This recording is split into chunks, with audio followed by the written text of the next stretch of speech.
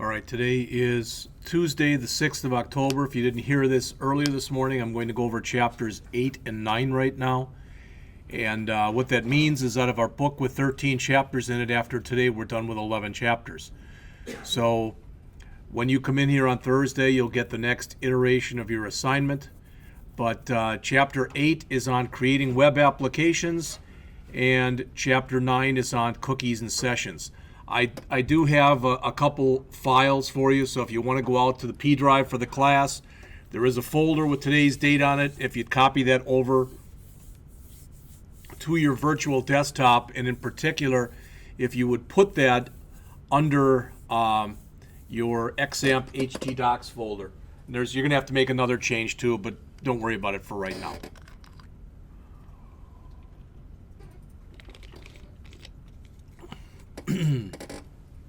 So up until about this point in the book, virtually everything that we've been doing has been treating PHP as though it's any other programming language, which is not what it is, okay? So starting in this chapter, as it says, we're going to tie it all together into web applications. There's absolutely nothing wrong with the example that the author used in the chapter. It works, it's fine. What I did was I created my own example in here, and it's very simplistic, just so you know. But it's designed to show you a couple things, not all of which the author shows you. All right? So what he does in here, you can see, here's our objectives: creating templates, using external files, using constants, working with date and time, handling HTML forms with PHP again, making forms sticky. We're going to skip the part on sending email. We're just not going to cover it. All right, output buffering and manipulating HTTP headers, especially this stuff at the bottom here, the output buffering and the manipulating of HTTP headers. That's a prelude, so to speak, into the next chapter, which is on cookies and sessions. All right.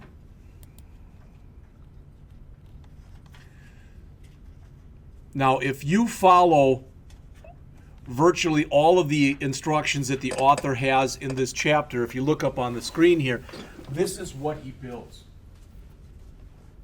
All right, he's got a page here that says raise high the roof beam, and it's going to have quotes and other stuff in it. But the point is, the stuff that you see in here, someplace in here, I think it's there. Can't even read that. Yeah. It says books, starter, course, login, etc. These are all hyperlinks. And the idea is what we want is on each page of the site, we want our header area to be the same. And on each page of the site, we want our footer area to be the same. So the idea is, why not just put it in there once, all right, and then just include it in every file as we need. And that's what we're going to do. That's what he talks about in this chapter. All right. So what he is getting to, and mine is much simpler than what the author has, is what's referred to as a templating system. All right. So what I'm going to do is I'm going to go out over here where I asked you to copy this, okay, and I'm going to start going through these files that are in here. Now, if you look in here, you'll notice there's a Chapter 8 folder and there's a Chapter 9 folder. In the Chapter 8 folder, there's 3 PHP files. Did I put them in the wrong order? Yeah, I did. Okay. So, boy, there's a first for me making a mistake. The Chapter 8 stuff is really the Chapter 9 stuff, and the Chapter 9 stuff is really the Chapter 8 stuff. Okay? Yeah. So I screwed up. So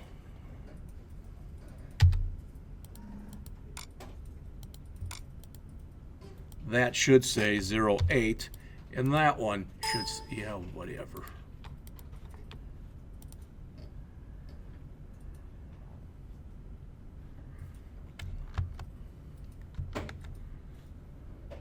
Tell you what, I'll just do this.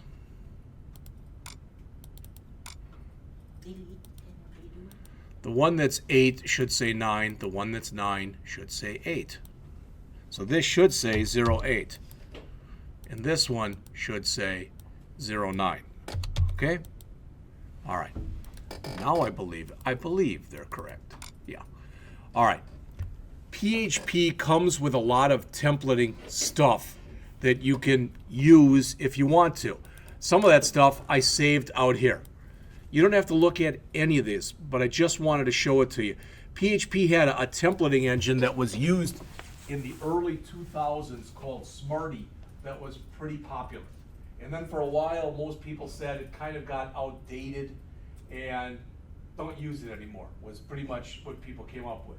But now they've come up with a new version of Smarty, and now people are saying, use it again. So, you know, it all depends. What I found out online when I was out yesterday is I was looking at this, I guess it was a couple days ago, and here are the authors of this thing. They compared 5 different template engines. All right, so one called Blade, Mustache, Smarty, Twig, and Volt. All right, and what they came to, I think that was that Twig was the best. That was their conclusion. All right, and the winner is Twig. But it's like anything else. Typically, the first thing that you learn is the one you're most comfortable with. All right, in other words, you know, listening to Travis, if you have in class, he'll start complaining about the Macs. All right, and he does not like Macs. Okay. But the thing is, if he'd learned on a Mac first and then went to an Intel machine, he might feel the same way about, you know, a non-Mac machine. All right. So there's a bunch of stuff in here. Again, if you're interested, if you're not, just forget I even said it. But see this thing right here that says template. This is what we're going to go over right now. Now, please look at this. See where it says, read me, please? When you are working with this, okay, what you have to do is you have to grab these files right there, the includes, the modified, and the original. You have to stick that whole thing right under htdocs. Otherwise, the stuff won't work. And there's a reason that I did it this way. All right? So if you grab the stuff that's in that folder, the one that says original, the one that says modified, and the one that says includes. If you copy those right over so they are directly, all the folder and the 2 files are put under C:\xamp /htdocs. And I'll explain why you have to do that in just a minute. But if you don't, the stuff's not going to work when you run it. All right? I've already got mine copied there. So again, if you look under mine here, C:\xamp htdocs, and what you'll notice is there's the original, and there's the original, there's the modified, and there's the folder that's called includes. All right, so these should work. All right, so what I'm going to do is I'm going to go look at this original one right here. I'm just going to literally just bring this up in Notepad so that you can see it. This is a typical HTML5 type of document. In other words, you got your doc type, your HTML statement, your head tags, your meta tags, a title, your linking for your spreadsheet. Maybe you've got a link here for Modernizer, your head, end, your body, your header area, your nav area, all this stuff. All right? So what I'm saying is the idea is every single page on the site is going to have the stuff in gray up here. So every page will. So why should we be typing it in, even though copy and paste isn't that big a thing? Why not just put it in there once? So that's what we're going to do in just a second, all right? So in much the same way, so that'll be our header area. And then this area that's right here, that's everything that's going to be unique on each page, all right? There's not much in there, as you can see. But then everything from here on down, that's going to be our footer area. So every header and every footer for every page that we create for this site will look the same. Does that make sense? All right. Now, if I think I've got this running already. Yes, I do. So if I come up and show you this right now, there's really, like I said, to say there's not much to it is an understatement. So if I type in original.php, that's it. Header here, navigation here, footer here. All right, because those are just placeholders. Okay, I literally just put some regular text in there. That's it. All right. So I'm going to bring up the modified one. So there's the original, and I'm going to bring up the modified one right now. Let me close some of this stuff.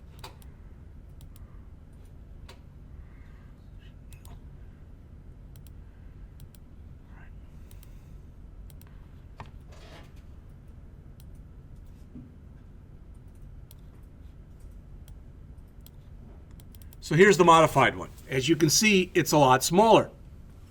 All right? What I've done is I've created a variable right here that's called incdir, which is include directory. I could have called it include directory. It doesn't really matter.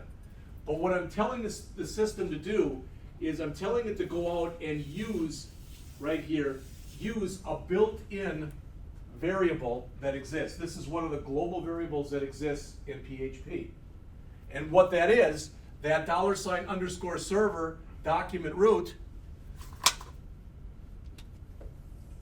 is that. Without me having to worry about typing all of that in. Okay? So I'm saying, use that document root variable and append onto the end of that includes. So in other words, there's going to be another folder here that's called includes. All right? That's my include directory. And that's the directory that I showed you. And if you look right here, here's includes, and lo and behold, there's header and there's footer. All right? So the idea is I'm setting a variable here. I'm setting another variable here for my title. And if you don't know this, it's because your instructor should have told you but didn't tell you. If you ever get an error message in a PHP program that you can trace back to a variable not being initialized, and you go, yeah, but I didn't initialize it because I had absolutely no idea what I should initialize it to. Well, if you initialize these variables to null, that error at least will not appear. Null again is unknown. Now, do you always do that? No. If you know what the initial value should be for a variable, that's what you should set the variable to. For instance, Boolean variables by default really should be set to false. All right, numeric variables to 0. String variables to the empty string, etc. But if you're not sure, that doesn't hurt to do that. I don't know what the title is. I don't know what the description is. All right? So I'm coming in here, and now what am I doing? PHP has 4 different things here that you can use. You can use require. You can use require once. You can use include. Or you can use include once. All right? The difference between using, right there, the difference between me using require and me using include is if you use include and the file doesn't exist because I keyed it in wrong, you know, maybe I put a wrong name here, maybe I put header in.php instead of inc or whatever. If you have the word include there, the program gives you a warning, but it continues. If you put the word require there, the program gives you a fatal error and it stops. All right? So if you use require, that means that you can't go on unless this works. Now, I just put it in there just so you could see it. It would have worked with include also. But in the next chapter, the next set of chapters we go through after these, we're going to talk about databases. And with databases, you virtually always use require with your database stuff, because if you can't open up the database, typically it's not worth going on in the program.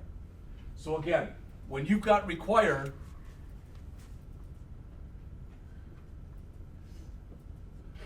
generates a fatal error if there's a problem. But if you've got include, it generates a warning if there's a problem.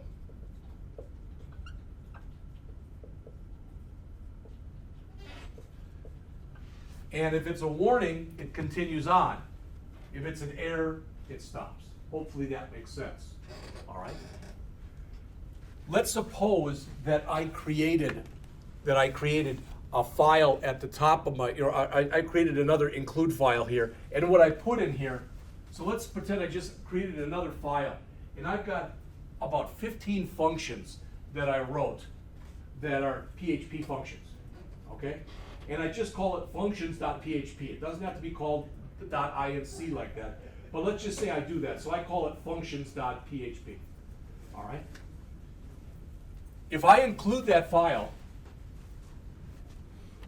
and if I end up including that file, that functions.php, in every single file, so let's say I've got a website that's got 10 pages in it, and at the top of every page, I put include functions.php. You with me? So I do that 10. What that means is it literally takes that code and it copies it in there 10 times. If I say include once, it does it once. Then when it sees it again, it checks and it says, oh, you've already copied it in, so don't do it again. So you see the difference? When you say to do something once, that's all it does. Sometimes you have to do it over and over and over again. Usually with your database stuff, you don't use a require once, you use a require. We'll get into that in a bit. So again, require and require once. If there is an error, it generates a fatal error if there's a problem, and quits. Include or include once, it generates a warning, but it's a non-fatal warning if there's a problem, and continues. All right? So I'd have to go back and look at this, and I'd have to say, okay, if I don't have my header stuff, and I don't have my footer stuff, do I really want to go on? Because all I have is that little stuff that's in that content area. And if I said, you know what, it's going to look really ugly, but it would still work, so I'm going to go on, then I could use an include. But if I said no, if I don't have the header stuff and the footer stuff, it's not worth continuing, then I would use a require. All right? So I'm saying the require here. What's that operator right there? Concatenation.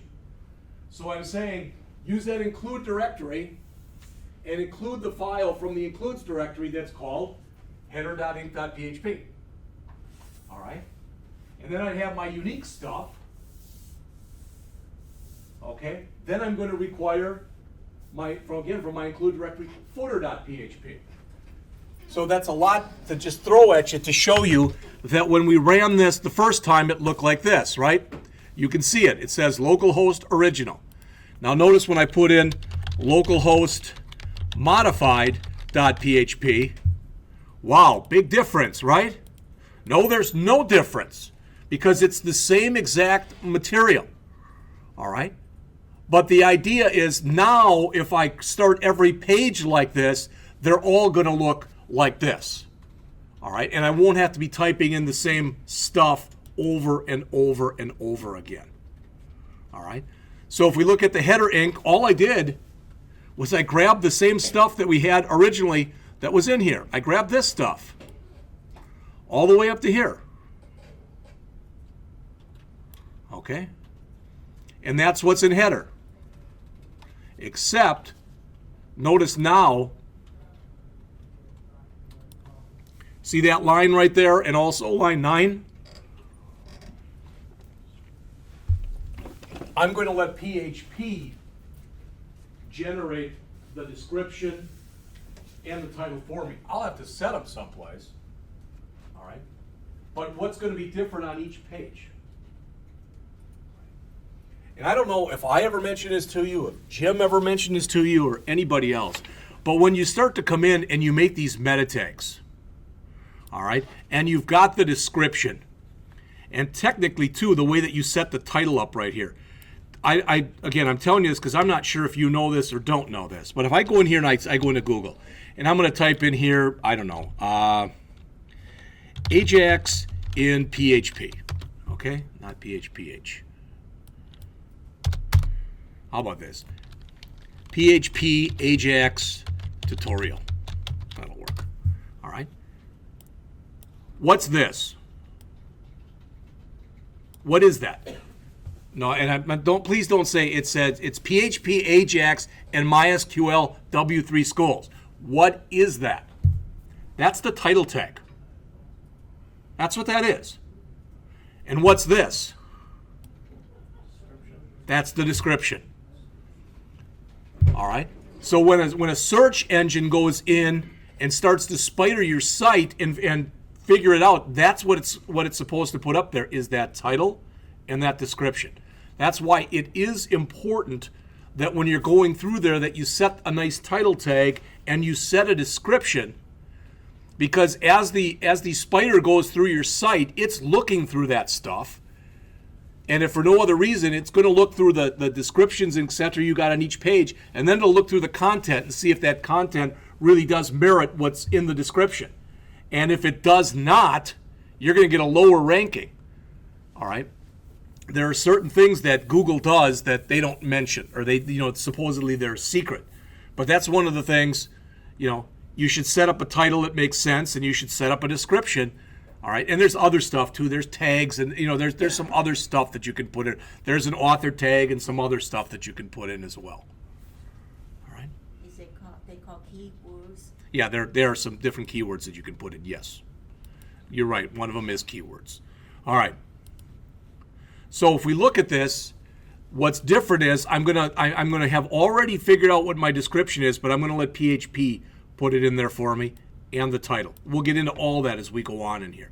The footer, that's exactly the same. Exactly. There are all sorts of debates, and again, I don't know if you talked about this with Jim or didn't talk about this with Jim. I have no idea. But there's all sorts of debates in the web community over whether or not the jQuery stuff should be put in the head area or it should be put in the body area. All right? The advantage of putting it in the head area, and I wouldn't even really call this an advantage, but some of the people who say it should go in the head area, well, that's where your links are for your style sheets and everything else. Everything should go up at the top, because that's information that technically, belongs in the head area. And other people say, no, this should go in the body area, because the head loads before the body. So if remember that you got what you're going to have in jQuery is all that document ready stuff. So what you're saying there is, no, I want to make sure that the head is loaded. All the stuff that was in the head is loaded before I do that. All right. So it's, as they say, goes 6 of one, half dozen of the other. All right. It really doesn't matter that much one way or the other. But if I'm going to put this in here, the jQuery, underneath it, I'm going to add my file. So this right here where it says script.js, that's going to be my file. It's going to have my JavaScript functions, my jQuery functions, whatever. I mean, I could have a lot of those different files in there if I wanted to or needed to. All right? So the reason that I took a little time to do that is that's what he talks about in here. But I don't really like the way he builds his templates. He goes through and he puts in just a boatload of stuff, and he talks a lot about div tags and whatever, which I don't really know what exactly what place they have right here. Then he turns around after that and he says, okay, now go in and cut all this stuff up to where you say begin changeable content, kind of like we just did, and put that in header.inc.php. And then he says, go back in and cut all the footer stuff and put it into footer.inc.php. So I'm telling you the same thing that he's telling you. I just used a different example as far as getting there. All right? If you like his example better, well, good for you. All right? I mean, it doesn't really matter that much, I guess, in the end, one way or the other. But I just wanted you to see the way that I did it, because I tried to make it, for lack of better words, I tried to minimalize it. I tried to make it as simple as possible with what I showed you. All right? And he mentions here that that's, you can set up a template to do this if you wanted to. All right? And you've seen things, that you've created things like that before. And where it says blank space here, it wouldn't have to be. You could have ads here. You could have whatever you wanted there. So you can template this any way you want. All right? He's got a little thing here on the bottom of page 191. I thought it was worth mentioning here. It says CSS has been increasingly important in the web for some time. Yeah. Then it says this example defines 4 areas of the page: the header, the sidebar, the content, and the footer. Again, mine just had a couple. All right. The content area will change for each page. The other areas, the idea is it'll remain standard on each page.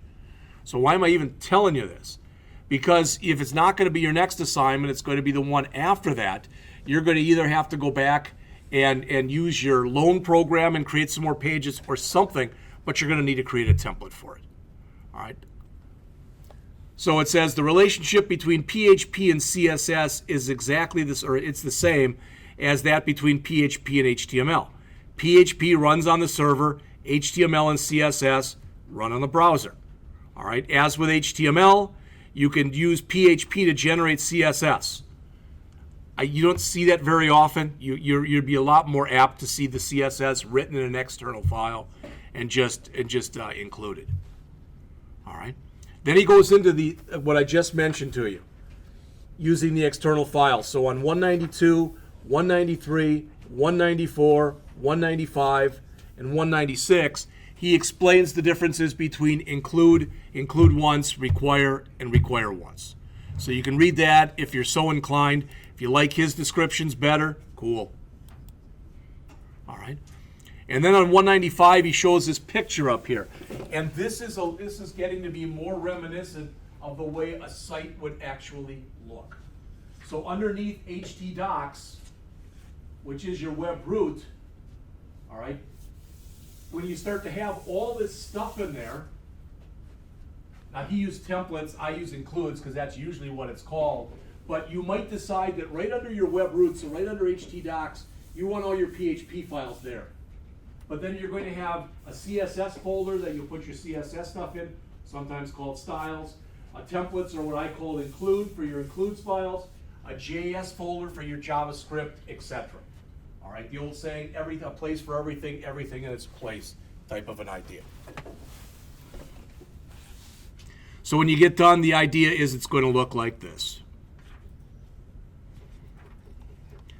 I took an online class in some of this stuff, and the guy who created the class, literally, when you looked at each page that he had on his site, for lack of better words, was about 12 include statements.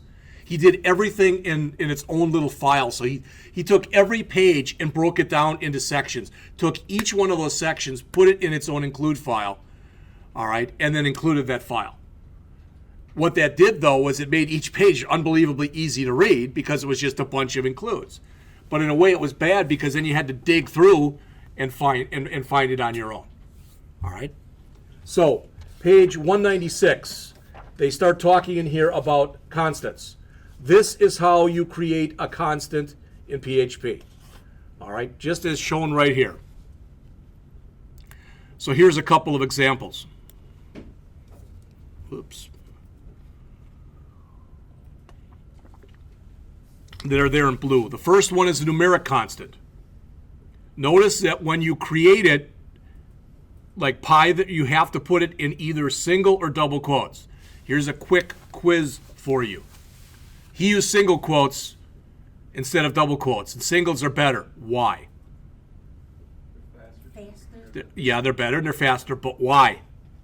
Isn't it to look for variables? Yeah, they don't go through the interpolation process. All right?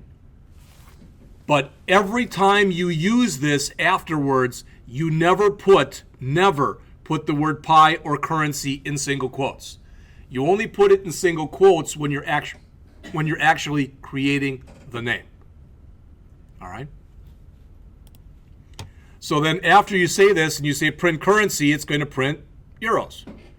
All right? When you say number format pi, it's going to use 3.14. Same thing as we've had in other classes before whenever we've worked with constants. The point is here you use the word define. It's not a final, all right, like it is in Java. It's not a pound define. It's just a define. Okay? So they go through an exercise here. All right, where they're setting the title. That's the title for the home page in the site that he's working on. All right, let's take a look at this code here that's on page 199. And in particular, as shown, the stuff in gray. It says print the page title. All right. So in other words, this says if the title has been defined, so if I set the title someplace on the page, that becomes the title. If I haven't, just put a generic title in there. Raise the roof, beam, J.D. Salinger Fan Club. You should be able to look at that code. He doesn't have it set up the best. I wish he would have put the curlies on separate lines, and the comments, etc. But you should be able to look at all of that code that's in here, and that should make sense to each and every one of you. All right? It's really not very difficult, the stuff that's in there. He does explain it otherwise if you want to take a look at it, and I just talked about it myself. All right? So in other words, if you don't have the title set, this is what's going to come out. Raise high the roof beam. Okay? All right. Next, turning up to page 201. He starts talking about working with date and time. And if you take a look here, it won't even all fit on the screen at once. See this? This is table 8.1 that's on page 201. Good, bad, or indifferent, one thing about PHP is you're able to format the date and or the time in a lot of different ways. What's kind of nice about this is if you want to be able to pluck out just one piece, just the day or etc. All right?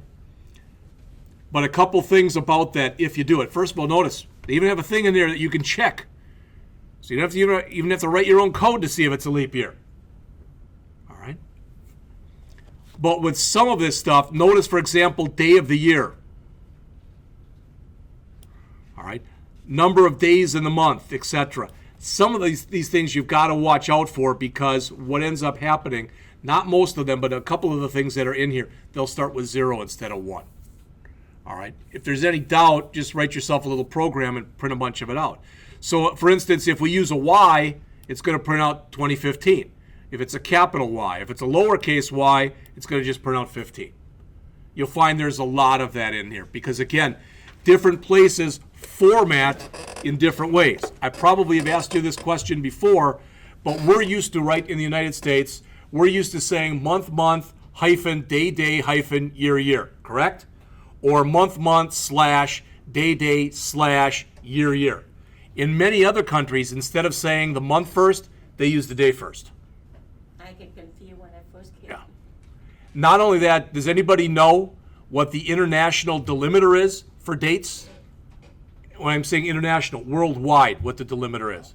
It's what? It's a period. Yeah. So sometimes you'll see from another country, it'll be instead of day, month, day, year, it'll be day, dot, month, dot, year. All right? And, you know, sometimes it's very hard to tell because what's the day today? It's the month is 10 and the day is 6. I mean, if it's the 23rd, you're going to know that that's not the month. But if it's 10 and 6, you may or may not be aware of what's the month. So the good thing about this is by being able to format it this way, and this is something I think Luke asked about this morning, you can internationalize your program. You can check it out. You can find out exactly where that stuff is going to show. And based on the country or whatever where it's going to show, you can format your date and or your time in whatever way you want to. All right. Also, just so you know, many times if you just create a date object and you don't specify the time, what time do they give you by default? Anybody know? Midnight. 00:00:00. And a lot of databases do that too. So if you put a date in there and you don't add a time to it, it just sets it to midnight. There are different ways that you can create dates too. Notice here this is the top of page 202, and the author says the date function can take a second argument that's called the timestamp. And the timestamp, this is just a little history that you probably don't care about, but it says basically it's how many seconds have elapsed since January 1st, 1970. That's known as the Unix epoch date. All right. And when you do that, you'll get a pretty humongous number. When you think about it, 60 seconds in an hour, 60 seconds in a minute, 60 minutes in an hour. So 60 times 24 is the number of seconds in a day. All right? And if you think about that, so you do that times 365 times what? 45? It's going to be a pretty honking big number. There's also a make time function that you can use. There are a lot of different built-in functions. We've looked at this before, but again, PHP, in fact, I'm not even going to php.net it. I'm going to Google, and I'm going to put in PHP date functions. And I'm willing to bet you that the first one that comes up here is the manual page from PHP.net. So there they are. There's all of your date and time functions. Again, probably somewhere in the vicinity of 20 or so of them. All right.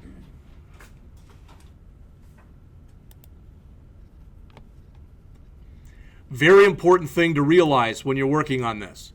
PHP is what? What is PHP? Is it a client-side language or a server-side language? Server. So what you're doing is you're getting the time from XAMPP. Does that make sense? Because that's your server. And the reason I'm telling you that is if I'm working in one country and I've got a machine that's on in another, so let's say that I'm working in the United States, but I'm working with somebody from England, for example, and we're using their server. I'm going to have a different time than what's going to show on my machine. So remember, it's always the server that's the determinant here. And they show you how you can set the default. I think ours is the one that you see up there. I think ours is America/Chicago. Yeah. That's Midwest time. All right. I shouldn't even say that's Midwest time. That's Central Daylight Time, because Midwest, Indiana is in the Midwest, and they have a different time zone than we do. All right, I know when you go into some states, that's the weird thing. You go into part of the state, and it seems like it's in one time zone. You go to another part, and I've never understood that. All right, now the next part of the chapter is, for lack of better words, it's a really important read. So in other words, especially if you're struggling at all with any of this, I'd strongly recommend that you go back and look at this. All right, and the reason for this is what the author is talking about here under Handling HTML Forms with PHP Revisited is instead of having an HTML file that maybe has got a little PHP in it and it's got a button, and when you click that button, so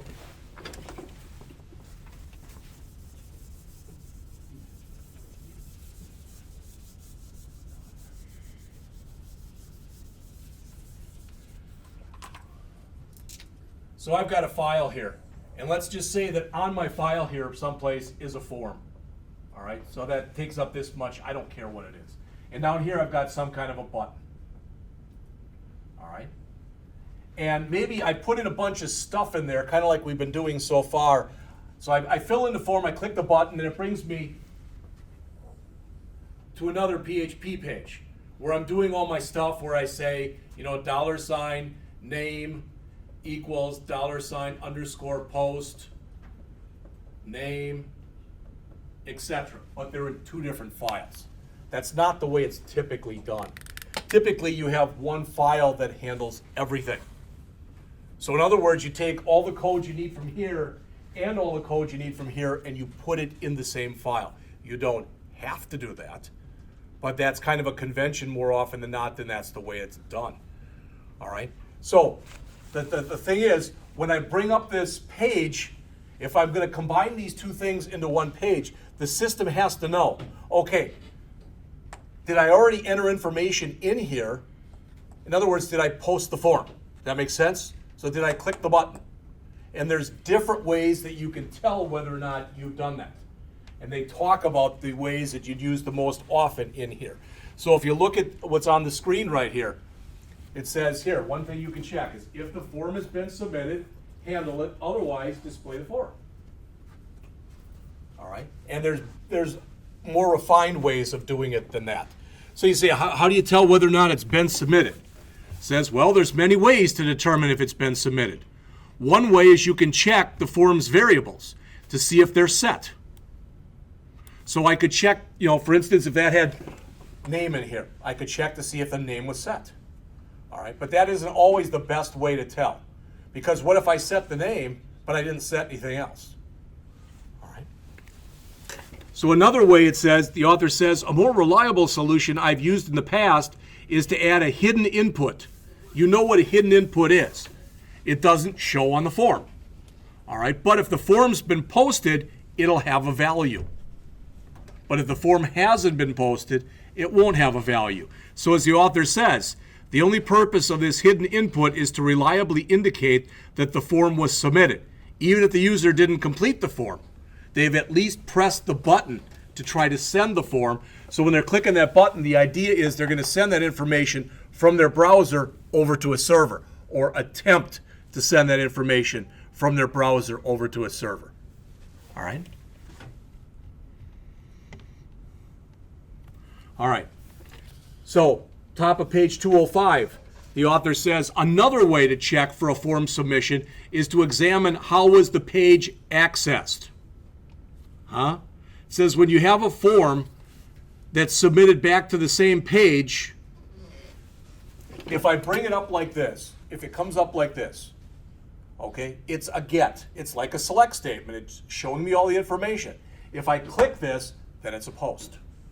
So you can have the posts and gets on the same page. So I could check to see, for lack of a better word, which mode it's in. Is it in get mode or is it in post mode? So that's another way that you can tell. And that's what the author talks about right here. There's one of those special server variables that's available to you. That's called request method. And take a look at that thing that's in blue up there. All right, it's also again in your book on page 205. That caseness matters. The $_server request method and post must all be in caps. All of that.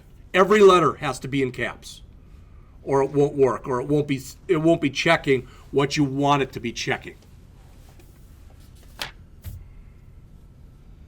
So what they start showing you on the next page here, on page 206, is the author says how to use one page to both display and handle a form.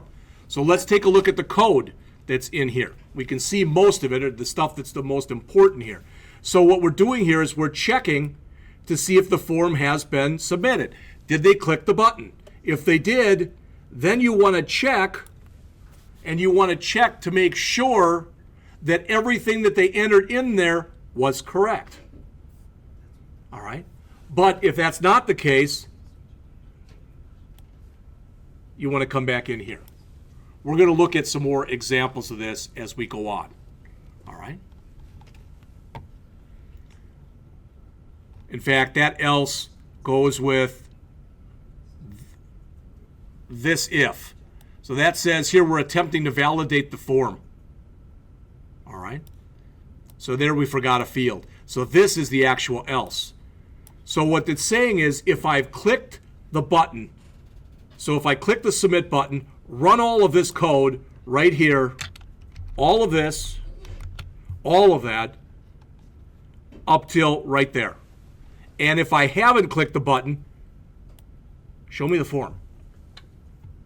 That is a way of doing it. All right? And I've given this lecture before where people have said, okay, I even kind of get this. But here's my question. Here's my question. Why don't you just have it on 2 pages? Wouldn't it make more sense to have 1 page to handle just the form and the other page to handling the form? All right, and the idea is putting it on 1 page, it's going to be faster because it's not going to be jumping back and forth between pages. All right, and again, it's just become, for lack of better words, pretty much the standard way of doing things.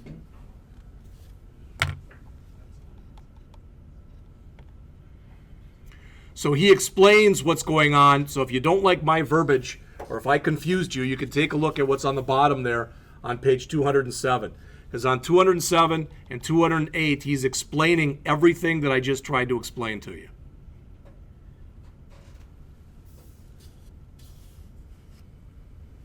Also notice they show you this on page 209. All right, everybody see this? Okay, if the method is a post, handle it. All right? Notice what's not in there. There's no else. See that? There's no else in the example right there. So it says, if the method is post, handle the form. When you get done, display the form. I don't know if you've ever heard of that saying of a form posting back to itself. In fact, you probably did a lot of that. You probably, when you were working with me or with Jim or whomever, you probably said something like this: form let's just say we said method equal post. And you probably said something like this. You probably have done that before. All right? Or you put it in there for a hyperlink or whatever. So you're saying right there, when you get done, have the same form or have the same page come back. And actually, that's not really a very good way of doing it, because PHP, if there's one thing it is, it's pretty complete. And I think I'm giving you the right syntax here. That's the current page. PHP_self.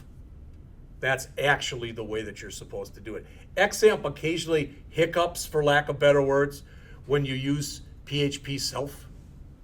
All right? So some people just end up doing it almost like that, almost exclusively. But that's not really a good way to do it. That's more the right way to do it. All right. Next, on page 210, we're not going to finish this before the break, but I'll go through this section and we'll take a break. All right? What's a sticky form? What? Stays between pages or wherever. You're sort of got the right idea, but remember what happens. I've got a form that I create that's got 4 pieces of information: first name, last name, address, and city, state, zip. Okay, those, whatever, 4, 5, 6, whatever. I've got that. And the idea is you fill that in, you click a button, and that button submits that stuff to the server. Everybody cool with that? Okay, it gets to the server, and the system somehow figures out, oh, you didn't put a valid state in there. So for state, I put 00 for some reason. Okay, now what it has to do is it's got to go and it's got to send it back again to the client and show it to me. If the form is sticky, that means all the information that I've entered will still be in the form. If it's not sticky, it'll be blank. And that can be a real pain in the butt, because if there's a dozen fields and I screwed up on one of them, all right, and it comes back, I don't want to have to type in those 11 again that I typed in correctly. So as it says, what a sticky form does, it says from a technological standpoint, it does its work by having this value predetermined. Well, this is what you do. And I don't even like the way he did this. So what he's saying here is, we're going to have a text box. Its name is first name. All right, its value is going to be print whatever the value of this is. And if it hasn't been set yet, its value will be null. But if it's null, it doesn't print the word null, it prints nothing. Okay? What you'll see a lot of times in code, just so you know, what are we doing? We're writing HTML, and then we're breaking into PHP mode and then breaking out of it, correct? Mm-hmm. If we wanted to, we could actually put an if statement in there. So we could do an if statement that said, if it's set, print it. To me, that's, even though it's more code, that's a cleaner way of doing it. All right, I think that's the way that you actually should do it. We're not going to do this today, but I've got to find the example, because I wrote one for the people last year. That I wrote a simple form that posts to itself, and I put a bunch of stuff in it. I'm going to try to find that, and if I can, I'll show you that on Thursday. I'll just give everybody a copy of that. So you throw the if statement in the. You can throw the if statement right in here. Wow, cool. And then break out of PHP Yes. and have a bunch of the HTML that only shows if the if statement Right. is true. So as an example, what I could do if I wanted to, okay, what I could do if I wanted to, I could say, if it's set, do this. Else, I could set, you know how you set a placeholder in HTML5? I could set a placeholder if I wanted to do that. But I don't want it to have a placeholder value in there if it's already been set. All right. So he goes through in this example that he's got here, it's got a registration form. In fact, here he's got a little of it that he's done here. Okay, there's no else in there, but you could very well have an else. Hell, you could have a loop in there. You probably wouldn't want to do that. All right, I don't think you would at least. But he does go through this whole process here on 211 and 212 and 213 and 214 and 215 of setting up a sticky form. All right? I'd say it's definitely worth, if you're not going to read any more of the chapter, I'd read those 10 or so pages. All right? It's probably the key stuff that's in there, but it's all pretty much the same. Then what's he doing here? Before he's posting the name, he's running it through HTML special chars. That way, if you put in, for example, if you put in one of these, it gets replaced with ampersand LT. All right? So anything that's an HTML entity, if there's an apostrophe or whatever, it'll replace it. All right? Again, so he's doing some sanitization of the input. You should always assume that all input is evil. All right? Or at least every input has the potential to be evil. Well, because people will say, well, what if I put it in? Yeah, but sometimes people put in things accidentally, or sometimes when they're testing the hell out of something, they put in stuff just to see what'll happen. And it never hurts. You can't really over-sanitize. The only thing is, every time you run another sanitization function, it's going to take a little longer. But most people will tell you, because they've done studies on this, are willing to wait for a couple seconds, all right, if they're sure that their stuff is going to be as secure as it can possibly be. Somewhere I've got a little chunk of code in PHP that you pass a variable to, and if the first thing is a string, it sanitizes it. If it's an array, it calls itself and works its way through there. So you can pass it any kind of array. And it was common where I got that from to do things like $_ request equals sanitize $_ request and clean all your gets and your posts. I will tell you that a lot of the work I'm doing on Friday for this company that I'm working for, that's the people who are in charge have kept telling me, you keep impressing upon them. Validate, validate, validate, validate. Because this company works with the government, and they work with health records. You talk about stuff that can be a potential bad thing if it gets out on the system or if you get garbage in there. Imagine that somehow they got there was nothing wrong with you. You had a physical, but somehow it got recorded in there that you had some kind of an incurable disease. All right, that sure isn't going to help very much if the reason you had the physical was to go out and see if you could get life insurance. Mm-hmm. All right. And that happens because people steal your insurance, get treatment, Yes. And then it all builds against you. Yep. And then you get their information in your medical history. All right, so I'm skipping the email stuff. We're going to take a break, and when we get back, we're going to pick it up on page 222 and talk about output buffering. There's only about 4 pages, 6. There's 8 pages left in the chapter. But let's take a break now anyway. It's 3:55. Let's come back, please, at 4:10.